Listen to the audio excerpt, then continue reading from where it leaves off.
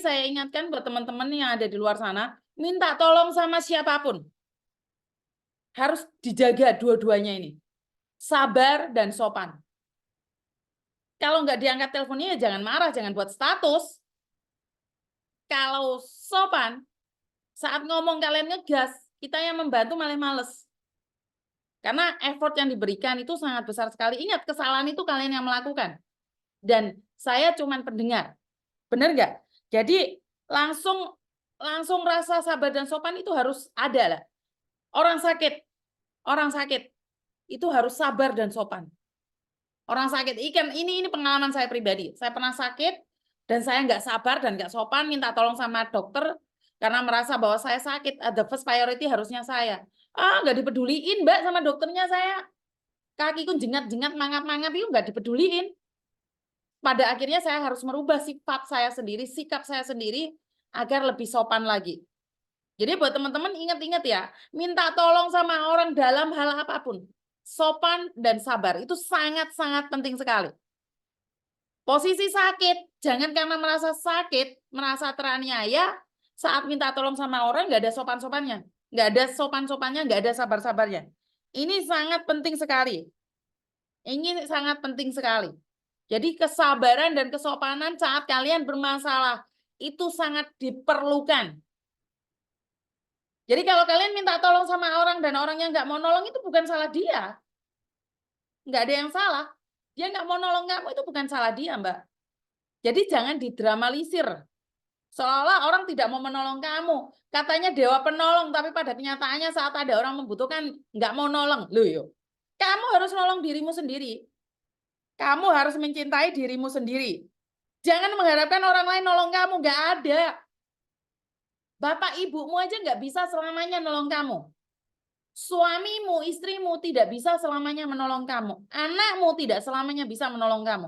Yang bisa menolong kamu adalah dirimu sendiri. Attitude-mu, waduh. Kesopananmu yang akan menolong kamu. Kesabaranmu yang akan menolong kamu. Jadi jangan gas-gasan. Ini, saya tidak peduli siapapun kamu, betapa hebatnya kamu, betapa kayanya kamu, betapa pinternya kamu. Kalau kamu tidak punya dua ilmu ini, kesabaran dan kesopanan, akan hilang semuanya. Ya, ini pesan saya buat teman-teman ya, sabar dan sopan itu sangat-sangat dibutuhkan sekali. Tidak peduli sama orang atas ataupun orang bawah. Jangan menyepelekan orang bawah dan hanya mendangak ke atas. Benar nggak? Jadi jangan seenak-enaknya sendiri. Biasanya kalau kita butuh ini sembarang uang diwamuk, kesenggol sithik nesu. Kowe lek kardung loro senggol titik nesu, gawanane gak penak ati. Loh, kowe saiki lagi di di apa ya? Diperingatkan sama Tuhan, dikai penyakit loh, kok ngamuke malah ditambahi, bukan sabare ditambahi malah ngamuke ditambahi. Yo penyakitan iki tradileng mbek sing kuwasa. Lagi di apa ya? Diingatkan sama Tuhan. Benar, Miss, kita harus bisa sabar dan juga sopan dalam segala hal. Karena banyak kita yang menolong diri kita sendiri. Benar, sopan, sabar itu penting. Selamat sore, Miss. Moro-moro minta tolong orang dalam call Pak Beni. Waduh, beliau bisi, Bu. Oke, sing diurusi, Bu. Yo, sing sabar. Nah, jadi ingat ya, saya selalu bilang sabar, sopan. Apapun itu yang terjadi. Saya punya cerita yang dimana saya pernah mendengarkan ini dari Pak Faiz dan juga Abdi Suwardi. Ya, Abdi Suwardi. Nah, ini anak ini pinter sekali di Amerika, dia itu jago A+. Selalu nilainya dia A+. Dia bisa diprediksi bahwa dia akan menjadi seorang jenderal di satu tempat ya di Amerika sana karena kecerdasannya yang sangat dahsyat sekali. Jadi ini sudah diprediksi ini orang ini pinter sekali. Pinter, IQ-nya pinter sekali. Tapi dia tidak bisa mengontrol emosinya. Saat itu dia mendapatkan amin. Ya, A+ dan amin. Dia tuh selalu dapat A+, tapi tiba-tiba di satu mata pelajaran dia mendapatkan amin. Tanpa mengoreksi, tanpa sabar, tanpa tepuk dada tanya selera, apa yang dia lakukan? Dia menembak dosennya. Karena dia marah, kenapa saya selalunya A+? Kenapa hari ini saya amin? A itu sudah bagus loh.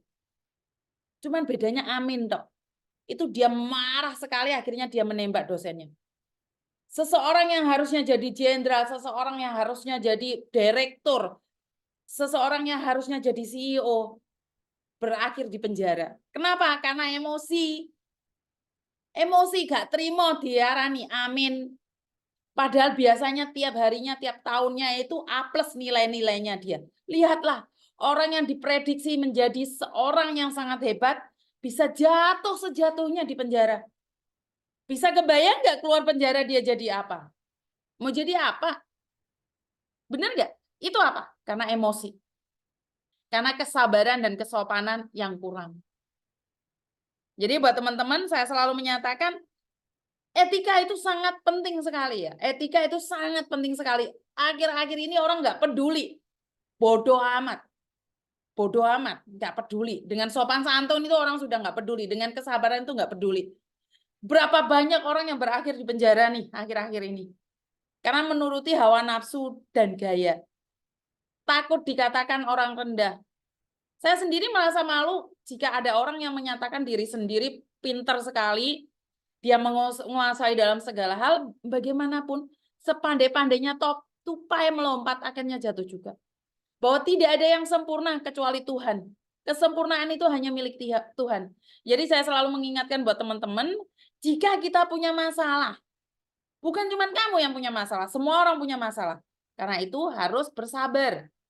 Harus bersabar dan bersabar. Kalau kalian tidak sabar, maka apa yang akan terjadi? Ya, kecewa, menyesal seumur hidup. Tapi apa gunanya? Nggak ada gunanya. Nggak ada gunanya menyesal seumur hidup karena semuanya sudah berlalu. Sebentar, tak simpan dulu nomornya mbaknya tadi. Ketipu PT 15 juta. Biar saya ingat, soalnya saya nggak ingat. Ketipu PT 15 juta.